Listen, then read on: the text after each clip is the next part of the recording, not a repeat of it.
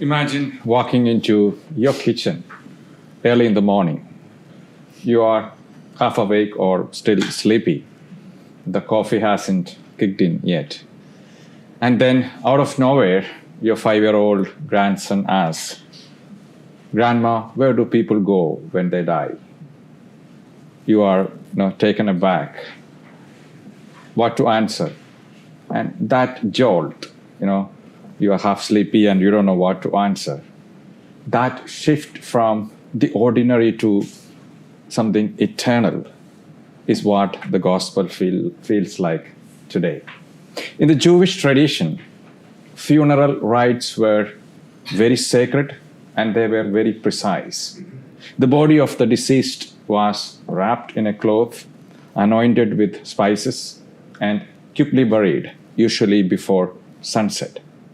But the mourning, the weeping period for that dead person was not rushed. For 3 days, it was believed, as per the Jewish customs, that the soul of that deceased person would travel close to the body.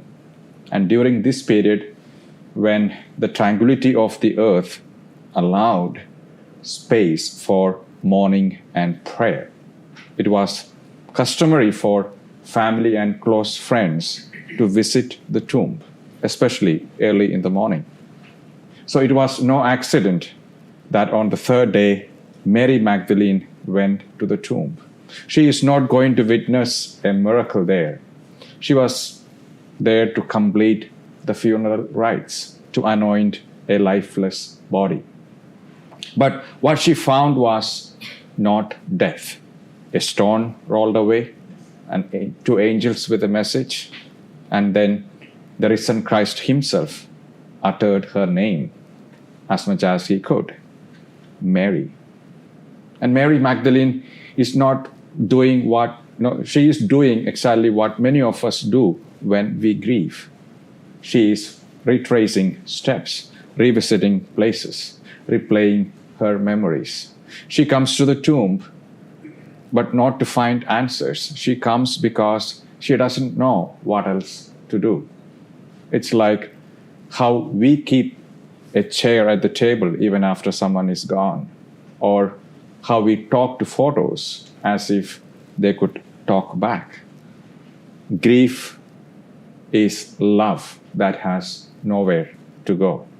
And that's where we meet Mary. But she doesn't recognize Jesus. Why couldn't she recognize him? He didn't look like a ghost, or he didn't come with a halo and thunder.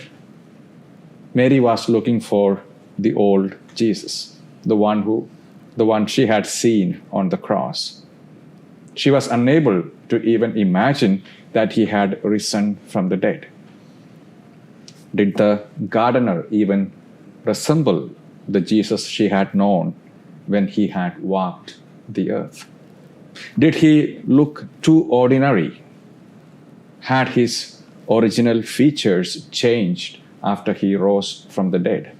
And why didn't Jesus look like himself so that she could immediately recognize him? He looked like the gardener, the gospel says. Maybe that's the point.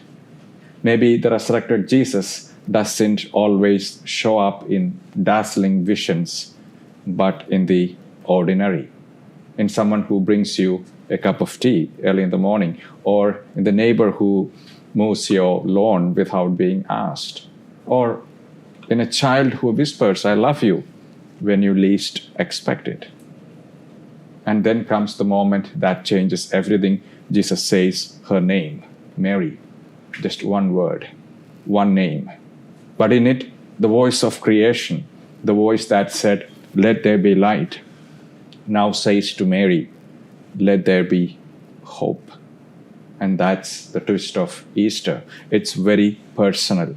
Resurrection isn't just a big theological idea or a church celebration with beautiful lilies and trumpets. It's a God who calls us by name, not by our title, not by our failures, or not by our roles, but by our name. It's very personal. Do you remember the story of Hagar in the Old Testament. She was also alone, weeping in the wilderness. And the angel of the Lord appeared to her, not to lecture her, but to speak her name. And Hagar calls God El Roy, meaning the God who sees me, the God who sees me. That's the same God who meets Mary in the garden, not a distant Savior, but the one who sees her tears and speaks her name. Dear friends, if there is a message today, that is this: God sees you in your kitchen chaos, in your silent worries, in your bedtime prayers, or in your exhausted hugs. And Easter is not just about Jesus rising from the dead. It's about you and me rising from our despair, our busyness or numbness, because someone calls us by our name. So when your name is called, maybe in a shout from a bathroom from your spouse, or in a whisper from a loved one, remember that might just be the same gardener on Easter morning.